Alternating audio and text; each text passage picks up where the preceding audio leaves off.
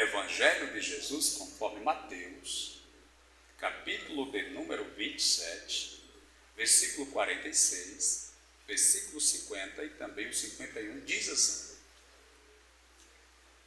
E perto da hora nona, exclamou Jesus em alta voz, dizendo: Eli, Eli, lama sabachthani. Isto é, Deus meu, por que me desamparaste? Versículos 50 e 51. E Jesus, clamando outra vez com grande voz, entregou o Espírito. E eis que o véu do templo se rasgou em dois, de alto a baixo, e tremeu a terra, e fenderam-se as pedras. Senhor Jesus, tende compaixão da nossa alma, nos ajuda na noite desse dia, fala conosco, fala aos nossos corações. Meu Deus, não permita que todos que aqui estão, meu Deus, nesse culto, saiam daqui pensando e dizendo que seria melhor ter ficado em casa assistindo Fantástico, ou talvez ter ido a uma pizzaria, uma churrascaria, na casa de um parente, para um jantar, para uma refeição, porque o ambiente que ele está não foi favorável, não foi agradável, não foi, meu Deus, benéfico, não trouxe um resultado de bênção, de paz, de sucesso. A minha preocupação, a minha oração, o meu cuidado é que o Senhor se faça presente, todos que aqui estão, saiam daqui, meu Deus, andeloso, para voltar no próximo culto, por entender, saber e perceber que o Senhor estará aqui, faz deste lugar um lugar de bênção e de vitória. Assim, Pai, vem e nos alimente com a Tua palavra falando conosco, em nome de Jesus, amém. Deus abençoe, pode sentar.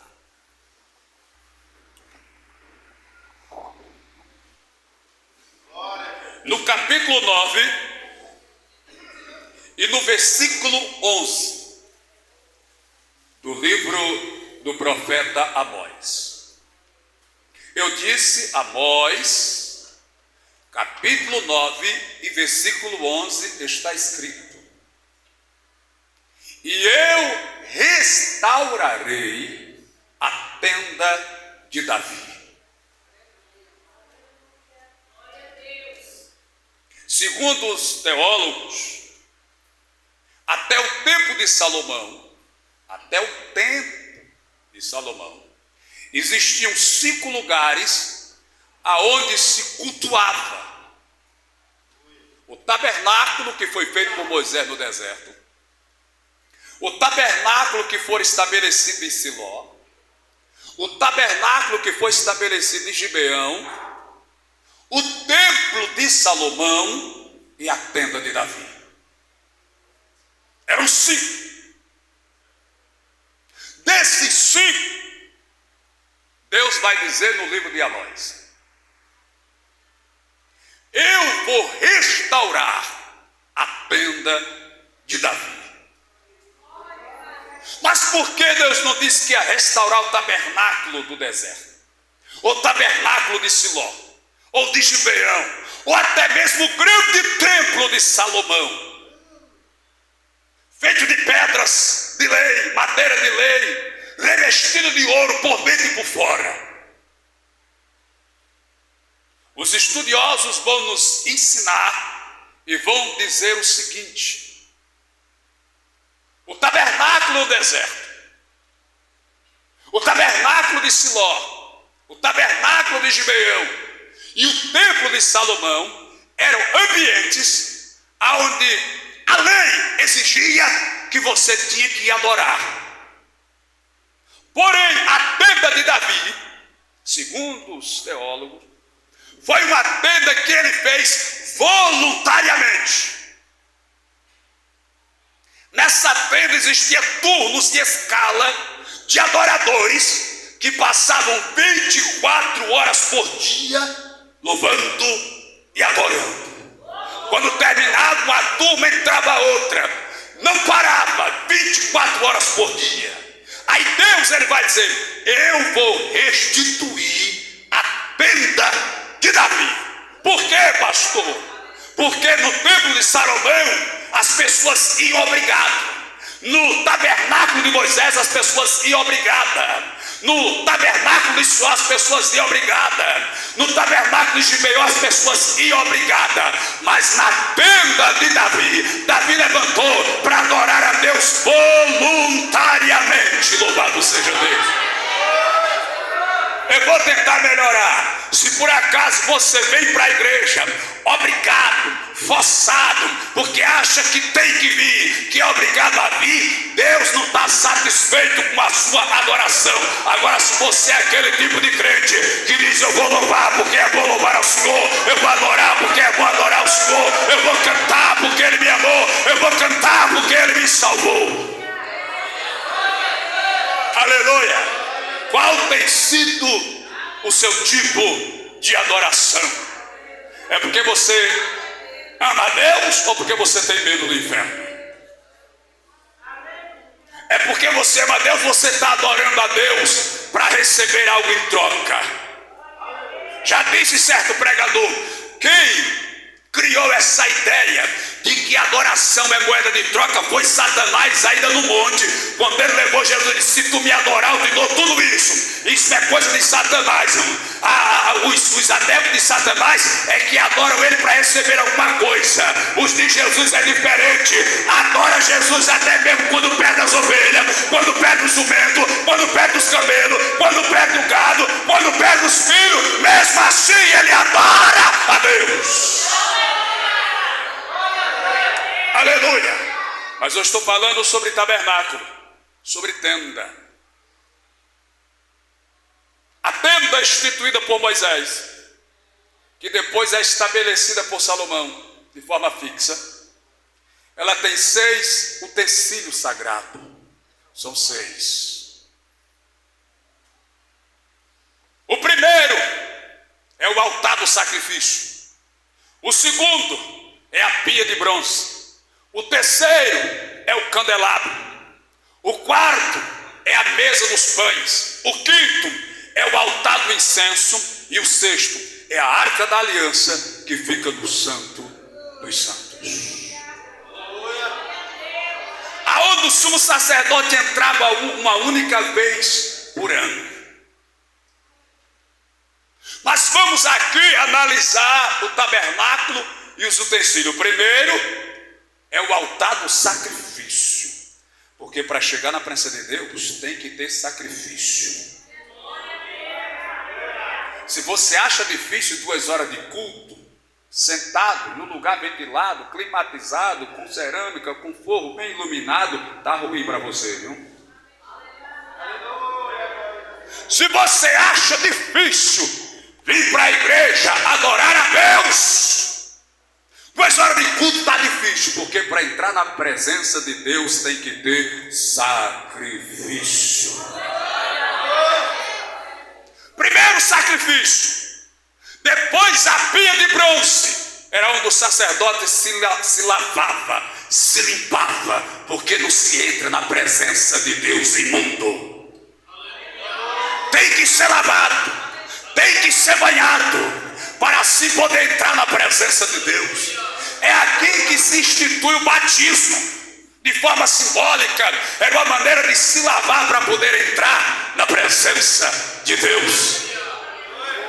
Depois da pia de bronze vinha um candelabro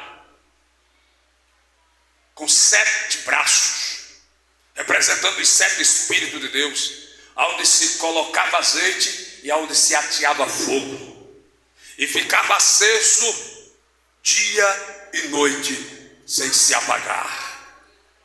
E a Bíblia diz: assim resplandeça a vossa luz. Aqui fala do testemunho de crente. Depois tinha a mesa dos pães. E por fim, o altar do incenso. O escritor aos Hebreus, eu não lembro se é no capítulo 9, eu não sei se foi um erro gráfico ou um erro do escritor, ele disse que o altar do incenso ficava dentro do Santo dos Santos. Eu acho que deve ter sido um erro de gráfico, não sei. Mas as 2 últimas peças para poder chegar no Santo dos Santos, onde estava a arca, era a mesa do pão e o altar do incenso. Preste atenção que aqui é bom. Mesa do pão fala de palavra. Fala de se alimentar de palavra. Quer entrar na presença de Deus? Aprenda a comer palavra. Pastor, o que é comer palavra? Comer palavra é dar ouvido à voz de Deus. Depois da mesa dos pães, que é a palavra que se alimenta, aí vem o altar do incenso. Pastor, o que significa altar do incenso? Significa oração. Quer entrar na presença de Deus? Oração. Talvez seja por isso que o escritor do capítulo 9 de Hebreus diz que o altar do incenso estava dentro do Santo dos Santos, porque talvez a oração seja a única estrada, o único caminho que nos leva diretamente à presença de Deus. Olha que coisa interessante, são as duas últimas: palavra e oração. Primeiro você escuta a palavra, depois você ora para poder entrar na presença. Provérbio tem um texto, eu não lembro a referência, mas lembro que está escrito. Está escrito assim: aquele que desvia o ouvido de ouvir a lei, até a sua oração é abominável. Outra tradução diz maldita. Pastor, não entendi. Mesa do pão, altar do incenso é o último estágio para se entrar na presença de Deus. E o último estágio é oração. Nada me aproxima mais de Deus do que oração, irmão. Nada aproxima mais a igreja de Deus do que oração. Mas nós passamos 2 horas no Zap, no Face, no Instagram, no YouTube, não sei quantas horas vendo Netflix, as séries, e não passamos meia hora de joelho. Aí depois fica reclamando que está depressivo, que está triste, que está moribundo, que está querendo parar, desistir, que está vazio, que vai para a igreja não sente nada. É óbvio, irmão, para sentir Deus tem que ser pelo caminho da oração. Ó, são os dois últimos: mesa do pão e altar do incenso. Mesa do pão, palavra; altar do incenso, oração. O que desvia o ouvido de ouvir a lei, até a sua oração é maldita. Segura aí. Se eu não me importo quando Deus está falando, por que é que Deus vai se importar quando eu falar? Se eu não tenho reverência quando Deus fala, por que é que Deus vai se importar com o que eu falo?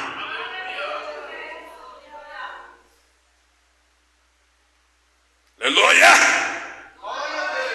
Eu estou lhe ensinando o caminho da vitória. Você vai ficar com raiva de mim? Aleluia! Eu me suco de maracujá para se acalmar.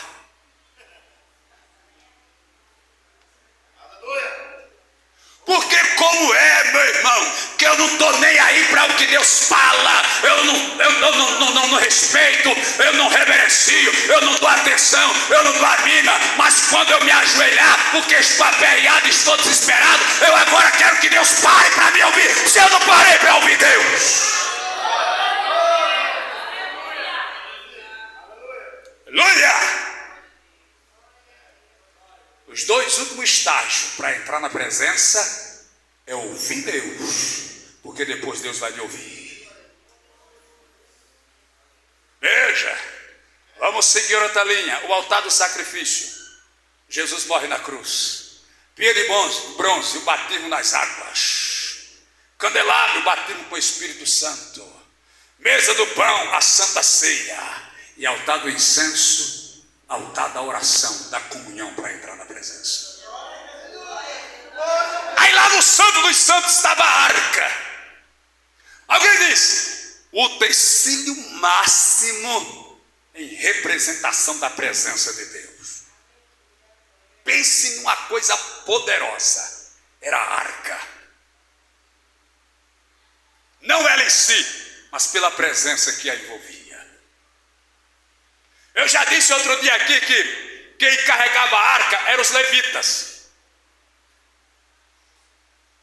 E eles tinham que ter todos a mesma altura, 1,70 m, ou 1,80 m, ou 1,75 m. Ninguém poderia ser maior. Tinha que todos ter a mesma estatura para poder a glória de Deus se revelar, para poder a presença de Deus se revelar. Porque quando você chega no lugar que quer ser maior do que o outro, mais bonito do que o outro, mais importante do que o outro, Deus não se revela não. Deus só se revela quando ele chega no lugar e todos entendem que são servos, são pó cinza. Aí a glória de Deus. Oh, aleluia! Mas aí, queridos, você poderia, segundo o rabino Rony, judeu, mestre em teologia judaica ou em conhecimento judaico, ele disse que você poderia fazer qualquer outra peça do tabernáculo e utilizar. Você poderia fazer um altar do sacrifício, se aquele sumisse, fosse roubado, não prestasse mais, e poderia usar. Você poderia fazer uma outra pia de bronze, se aquela furasse, se aquela estragasse. Você poderia fazer outra mesa para os pães. Você poderia fazer outro candelabro. Você podia fazer outro altar do incenso. Mas jamais se poderia fazer outra arca.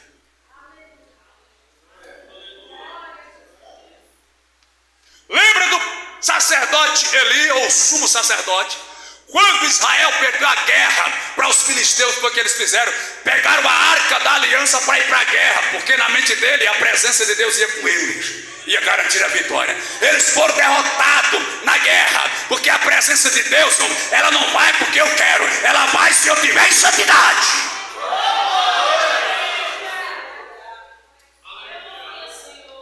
Aleluia! Perderam na batalha. E os filisteus tomaram a arca. Quando tomaram a arca, o mensageiro voltou. Eli estava na porta da cidade. Ele disse: o exército perdeu a batalha. Os teus 2 filhos, Ofni e Finés, morreram na peleja. E a arca de Deus foi tomada. Quando disseram que o exército tinha perdido, ele ficou tranquilo, porque podia levantar outro exército. Quando disseram que os filhos dele tinham sido mortos, ele ficou tranquilo, porque poderia gerar outro filho. Mas quando disse a arca de Deus foi tomada, ele caiu para trás, quebrou o pescoço e morreu. Aleluia. Porque você pode arrumar outro exército, você pode fazer outro filho, mas jamais você pode fazer outro Deus. A esposa de um dos filhos de Eli estava grávida e a notícia chegou para ela. Na hora que a notícia chegou, ela entrou em contrações, trabalho de parto, e começou a dar à luz, e ela morre no parto. Mas quando ela está morrendo, alguém pergunta para ela como é que vai ser o nome do menino. Ela disse: coloque Icabô ou Icabode. E o que quer dizer, pastor, Icabô ou Icabode? Foi-se a glória de Deus. Você podia fazer qualquer outra peça, menos da arca, porque se a arca representa a presença de Deus, não tem como você achar outro Deus para substituir a presença de Deus. Aleluia! Mas tem gente nesses últimos dias tentando substituir a presença de Deus. Pastor, o que é idolatria? É tudo aquilo que você tenta colocar no lugar de Deus. É tudo aquilo que toma o tempo de Deus da sua vida. Se tem algo que está sendo mais importante do que Deus na sua vida, isso é idolatria. Pastor, mas é o meu marido, é a minha mulher, é o meu pai, é a minha mãe, é o meu filho, é a minha filha, é o meu neto, é a minha neta, é o meu avô, é a minha avó. Quem foi que te deu o marido? Quem foi que te deu o pai? Quem foi que te deu a mãe? Quem foi que te deu o filho? Quem foi que te deu a filha? Quem foi? Não foi Deus? Então honra a Deus e Ele vai continuar a te abençoar muito mais. Aleluia! Glória a Jesus. Estou terminando. Estou no meu horário. Aí pegaram Jesus, levaram a cruz. Quando ele está na cruz, em meio a aflições, angústia, dor, ele percebe que o Pai está indignado com o que acontece, está disposto a destruir e acabar com tudo. Ele diz: Pai, perdoa-lhes, eles não sabem o que fazem. Aí mais na frente ele diz: Eli, Eli, lama sabachthani, que quer dizer em nossa língua: Deus meu, por que me desamparaste?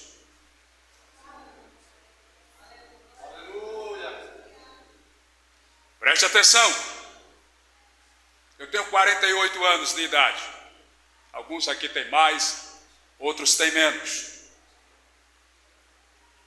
Nós não sabemos de onde nós viemos. Nós não temos nenhuma lembrança de antes do nosso nascimento. Nós cremos pela fé que viemos de Deus, viemos do céu. Mas nós não temos nenhuma lembrança como é o céu. Nós não temos nenhuma noção como é Deus. Nós não temos nenhuma noção do paraíso, nem tem nenhuma lembrança. Nós cremos pela fé. Nós temos essa noção pela fé. Mas Jesus Cristo não. Porque ele era 100% homem e 100% Deus. Como homem ele poderia não saber de nada. Mas como Deus ele tinha todas as lembranças do céu. Ele sabia como é estar ao lado do Pai. Sentir a presença do Pai. Então quando Deus viu Jesus cheio de pecado, Deus se afastou de Jesus, se apartou dele. Aí Jesus sentiu o Pai se distanciar. Nós não sentimos porque nós não temos noção de como é estar afastado do Pai. Nós não temos. Nós fomos criados em pecado. A Bíblia diz em Romanos 3:23 que todos pecaram e destituídos ficaram da glória de Deus. Nós não temos noção, nós nascemos afastados da glória. Nós não sabemos como é ficar afastado de Deus. Mas Jesus Cristo, que é um com Deus, quando Deus se afastou dele, ele sentiu. Aleluia. É por isso que às vezes eu não venho para a igreja e fico em casa assistindo Fantástico, e para mim está bom demais. Na verdade eu acho até melhor do que ter vindo para a igreja. Bota as pernas para cima, mando fazer uma tigela de pipoca. Se tiver dinheiro para comprar guaraná, toma uma água geladinha. Ai, como foi bom. Aleluia. Hoje está chovendo, que bom que está chovendo. Hoje eu não vou para o culto não, porque hoje está chovendo. Eu tenho uma desculpa muito boa para dar. Foi a chuva, pastor. Eu até ia, mas quando eu fui armar o guarda-chuva, quebrou a aspa. Foi. Mentira, já estava querendo era ficar em casa dele. Olha Jesus lhe pegando agora, descobrindo o seu segredo aí. Aleluia!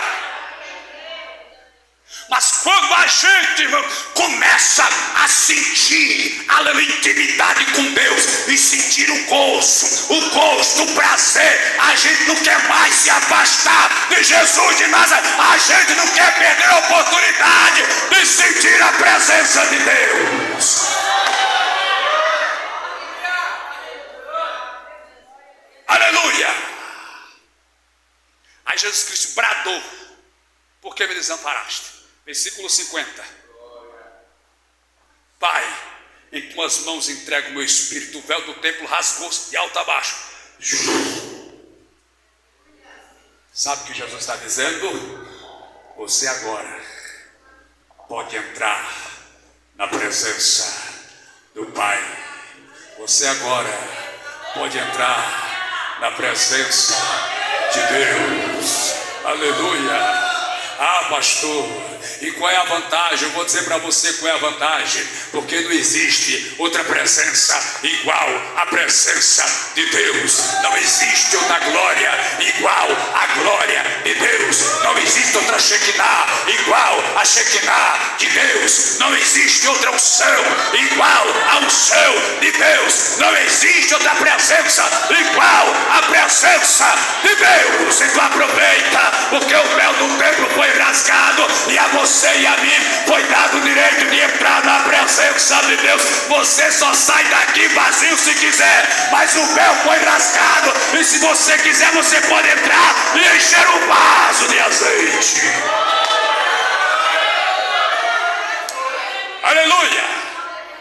Oh glória! Fique de pé por gentileza. Aleluia! Que Deus continue a vos abençoar abundantemente em Cristo Jesus.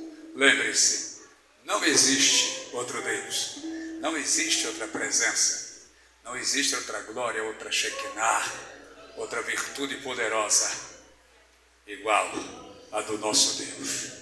Que Deus continue a vos abençoar, que Deus vos sustente com a sua mão santa e poderosa. Amém? Vamos estar orando nesse momento. Queridos, terça-feira, culto de oração e doutrina. Amanhã, culto nas congregações.